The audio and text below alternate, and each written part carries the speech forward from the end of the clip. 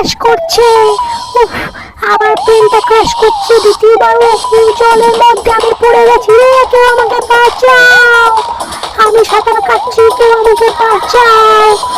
Help help help. কি করি কি করি, আরে পুলিশ চলে এসেছে রে।